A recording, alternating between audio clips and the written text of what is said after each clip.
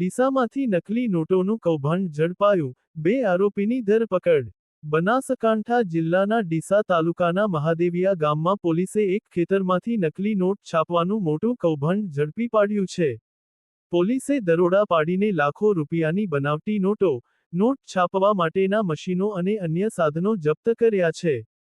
આ મામલે પોલીસે 2 આરોપીઓની ધરપકડ કરી છે અને તેમની પૂછપરછ ચાલુ છે। હાલ જપ્ત થયેલી નોટોની ગણતરી અને વધુ તપાસ ચાલી રહી છે। Reporter Dineshbhai Sagathiya, Ahmedabad Dastak news 24। અને અહીંયા એક બાજુ પ્રિન્ટિંગ ચાલુ અને આટલી બધી નોટો તો તૈયાર ઓલરેડી કરી દીધી।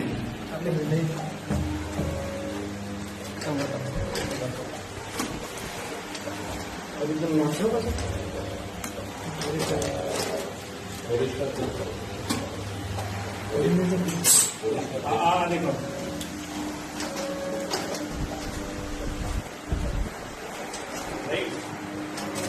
एक बार